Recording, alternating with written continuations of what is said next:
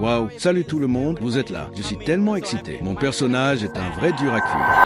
Aujourd'hui, parlons de Tony Jaa, qui se place parmi les plus grandes stars des arts martiaux de l'histoire du cinéma. Son film révolutionnaire de 2003, ONG Bak, le guerrier Muay Thai, a redéfini le genre. Mais récemment, les fans ont été bouleversés par des rumeurs affirmant que Tony Jaa aurait été condamné à une peine de prison à vie. Mon personnage est super rapide et vraiment puissant. Mais que s'est-il passé? Plus on creuse, plus ça devient dingue. Alors, avant de penser à quitter, restez avec nous, car à la fin de cette vidéo, vous saurez exactement comment une des stars d'action les plus adorées au monde s'est retrouvée dans une situation aussi extrême. Les vraies bataille juridique de Tony Jaa. Tony Jaa s'est retrouvé empêtré dans un conflit juridique avec Samokol Film International, la société qui a lancé sa carrière, mais qui a aussi tenté de contrôler chacun de ses faits et gestes. S'il y a une chose qui peut ruiner la carrière d'une star d'action autant qu'une blessure, c'est un mauvais contrat. Voici les faits. En 2003, alors que Tony Jaa a commencé à percer, il a signé un contrat de 10 ans avec Samokol. Ça semble normal, non? Sauf que les petites lignes du contrat étaient un vrai cauchemar. Ce contrat était non seulement strict, mais carrément oppressant. Il l'empêchait de travailler sur tout projet hors de la société sans leur accord. Et devinez combien il le payait? $600 par mois. Oui, vous avez bien entendu. Imaginez jouer dans des blockbusters mondiaux comme ONG Bak et être payé moins que certains employés de bureau. Pendant ce temps, le studio engrangeait des millions grâce à ses films et Tony était coincé dans un contrat qui bloquait presque toute progression de sa carrière en dehors de la Thaïlande. Au début, Tony n'y a probablement pas trop pensé. Après tout, Samokol l'avait propulsé au rang de star. Mais à mesure que sa renommée internationale explosait, les restrictions sont devenues insupportables. Des réalisateurs d'Hollywood, de Hong Kong et de Chine voulaient collaborer avec lui. Mais à chaque fois, Samokol bloquait tout. Il refusait qu'il accepte des offres et ne voulait même pas négocier. En gros, il le tenait en laisse en disant « Tu travailles pour nous et pour nous seuls ». C'était frustrant. C'est le moins qu'on puisse dire. Tony Jaa, autrefois salué comme la prochaine superstar de l'action, l'homme qui a mis le Muay Thai sur la carte à Hollywood, faisait maintenant les gros titres pour une toute autre raison, une prétendue peine de prison à vie. Comment passe-t-on de cascades défiant la gravité et de records au box-office à une vie derrière les barreaux? Qu'a-t-il fait? Qui s'est retourné contre lui? Aurait-il pu éviter ce destin choquant? Restez avec moi, car la vérité derrière l'emprisonnement supposé de Tony Jaa est complètement folle. Puis est arrivé le vrai drame. Quand son contrat de 10 ans approchait de sa fin en 2013, Tony pensait enfin être libre. Mais Samokol avait d'autres plans. Ils ont affirmé avoir renouvelé son contrat pour 10 ans supplémentaires jusqu'en 2023. Et là, ça devient louche. La société a envoyé l'avis de renouvellement non pas à Tony, mais à sa sœur éloignée à Surin, dans une région totalement différente de la Thaïlande. Et devinez quoi? Il l'a signé. Tony n'avait jamais donné son accord. Mais du jour au lendemain, on lui a dit qu'il était toujours sous contrat pour une décennie de plus. Si ça semble insensé, c'est parce que ça l'est. À ce stade, Tony en avait assez. Il a qualifié cette situation d'esclavage commercial et a engagé un avocat. Son équipe a soutenu que le contrat s'était terminé en 2013 et que le renouvellement était totalement invalide. C'était une véritable guerre juridique. Et juste quand on pensait que ça ne pouvait pas empirer, entre Fast et Furious 7, obtenir un rôle dans Fast et Furious était une opportunité énorme pour Tony. C'était ses débuts à Hollywood, une chance de dépasser son statut de simple star d'action thaïlandaise. Mais Samokol n'était pas d'accord. Ils ont affirmé qu'il n'avait pas le droit d'accepter ce rôle. Ils ont organisé une conférence de presse juste pour le dénoncer. Puis ont poursuivi Universal Pictures et United International Pictures pour $49 millions.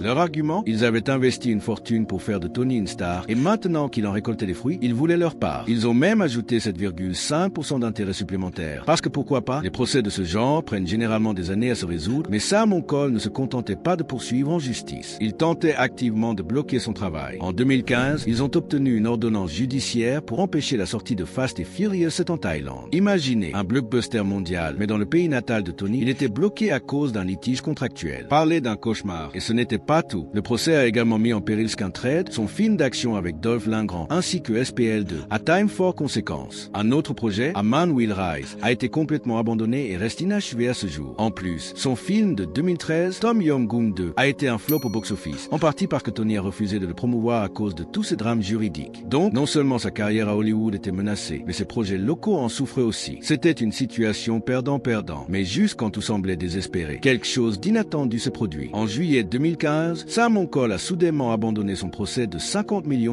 Personne ne sait exactement ce qui s'est passé en coulisses, mais Tony a ensuite publié une déclaration disant, avec l'aide de toutes les parties concernées, Samokol Film et moi avons pu régler nos différends. Nous avons donc décidé de mettre fin à toutes les actions en justice l'un contre l'autre. En gros, un accord a été trouvé et juste comme ça, il Il était libre, bien que ce chaos juridique n'ait jamais réellement conduit à une peine de prison. Il a clairement laissé une énorme cicatrice sur la carrière de Tony. Ces années-là auraient dû être celles où il surfait sur le succès d'ONG Back et du Protecteur, en travaillant sur de grands projets internationaux et en s'imposant comme l'une des plus grandes stars des arts martiaux de sa génération. Au lieu de cela, il était coincé dans des batailles juridiques et des restrictions contractuelles. Quand tout s'est enfin réglé, il avait perdu des années de travail potentiel. Et dans une industrie où le timing est crucial, c'est un revers majeur. Heureusement, Tony a réussi à rebondir. Depuis, il a travaillé sur des films internationaux, pris des rôles plus importants et obtenu la liberté de carrière pour laquelle il s'est embattu. Mais son histoire est un avertissement. Elle montre à quel point les contrats à long terme peuvent être dangereux pour les étoiles montantes. C'est un rappel que, dans l'industrie du divertissement, les plus grandes batailles ne se déroulent pas toujours à l'écran. Elles se jouent à huis clos, dans des cabinets d'avocats et sur des contrats qui peuvent faire ou défaire une carrière. La leçon à tirer, peu importe votre talent, un mauvais contrat peut transformer votre rêve en cauchemar. Les vrais défis de Tony Jaa. L'ascension de Tony Jaa vers la gloire peut sembler un conte de fées en surface, mais en creusant, c'est une montagne russe pleine de chutes brutales et de rebondissements inattendus. On pourrait penser qu'être une superstar des arts martiaux signifie des opportunités infinies et une réussite financière. Mais pour Tony, c'était tout le contraire. Ses plus grandes batailles n'étaient pas devant la caméra, mais en coulisses, et elles ont failli tout lui coûter. Tout a commencé quand le succès massif d'ONG Back lui a donné la confiance pour relever un défi audacieux. Réaliser ONG Back 2. Qui pourrait le blâmer? Il avait prouvé qu'il était l'une des stars d'action les plus électrisantes de sa génération. Et passer à la réalisation semblait être la suite logique. Mais les choses ont vite dégénéré. Le budget initial était de 100 millions de dollars, ambitieux mais faisable. Puis les coûts ont explosé et avant que quiconque ne s'en rende compte, le film dépassait les 300 millions de dollars. Pire encore, Tony était au cœur de la tempête. Non seulement il réalisait, jouait et chorégraphiait les scènes d'action, mais il gérait aussi sa propre société de production. Iara Film, c'était une charge écrasante pour une seule personne. Et il est vite devenu évident que c'était trop. La situation était si grave que même les membres de la production ont remarqué que Tony était dépassé. Jaturon Prarish, dont la famille dirigeait Samon Cole, le studio derrière le film,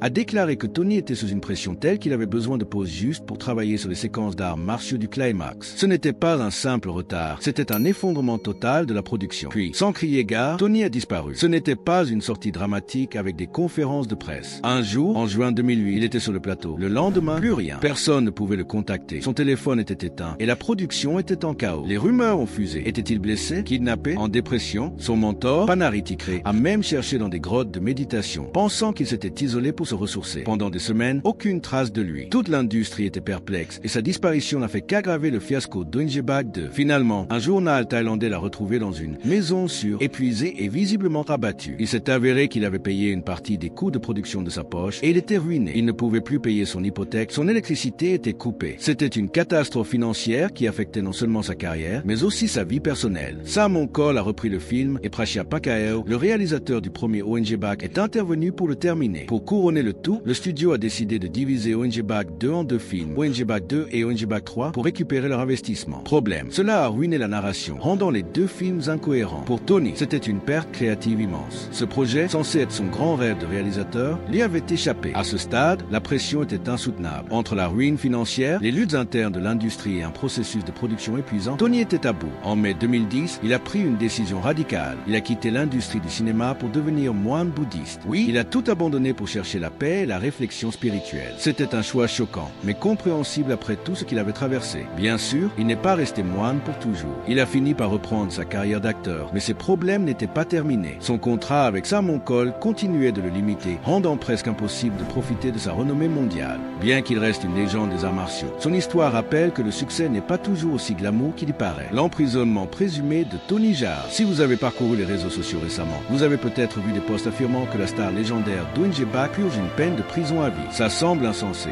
Non, pourtant, pour beaucoup, ces rumeurs ont semé une sacrée confusion. Avec la désinformation qui se propage plus vite que la vérité, ce n'est pas surprenant. Mais mettons les choses au clair, Tony Jaa n'est pas en prison, n'a jamais été en prison et ne purge certainement pas une peine à vie. D'où vient cette rumeur? Comme souvent, tout part d'un malentendu. Les gens ont confondu les rôles de Tony au cinéma avec sa vraie vie. Tout semble remonter à SPL 2, à Time for Consequences 2015, où il jouait un gardien de prison. L'intrigue parle d'un policier infiltré qui se fait trahir et jeté en prison sous une fausse identité. D'une manière ou d'une autre, certains ont déformé cette histoire en prétendant que Tony lui-même était enfermé. Et les rumeurs ne se sont pas arrêtées là. Quand Tony s'est éloigné des projecteurs pendant un temps, notamment pour devenir moine bouddhiste, cela a alimenté les spéculations. En Thaïlande, devenir moine est une tradition courante, pas une fuite ou un changement radical. Mais sur Internet, les murmures ont grossi. A-t-il quitté le cinéma pour de bon? Se cache-t-il? Bientôt, ces spéculations se sont transformées en rumeurs absurdes selon lesquelles il était en prison. Si vous prenez 2 minutes pour vérifier, vous verrez qu'aucune Aucune preuve ne soutient ces allégations. Pas d'article, pas de rapport fiable, rien. Sa page IMDb est remplie de nouveaux projets. Les médias parlent de ses prochains films, pas d'une prétendue peine de prison. S'il était vraiment condamné à vie, ne pensez-vous pas que ça ferait la une? Oui, Tony a eu des problèmes juridiques, mais rien qui mène à une incarcération. Et côté vie personnelle, il va bien. Marié depuis 2012 à sa compagne de longue date, Piara Shotiwatanano, père de 2 filles, il mène une vie normale et libre, choisissant ses projets et restant actif dans les arts martiaux. La leçon à tirer, les gens croient n'importe quoi si c'est partagé assez souvent. La rumeur de la prison de Tony Jaa est l'exemple parfait de comment une intrigue de film peut se mélanger à la réalité. Quand vous êtes une star d'action connue pour des rôles intenses, il y aura toujours quelqu'un pour penser que le drame est réel. Mais la vérité, c'est que Tony Jaa n'est pas derrière les barreaux. Il est là à faire ce qu'il fait de mieux. Dominer le monde des arts martiaux et prouver pourquoi il reste une icône de l'action. Les projets actuels de Tony Jaa. Tony Jaa est loin de ralentir. En 2023, il était à l'affiche d'Expendable 4, jouant des chats. Parce que, franchement, comment une franchise d'action explosive pourrait-elle se passer de lui? Parlons aussi de Art, son film d'arts martiaux chinois où il incarne en B,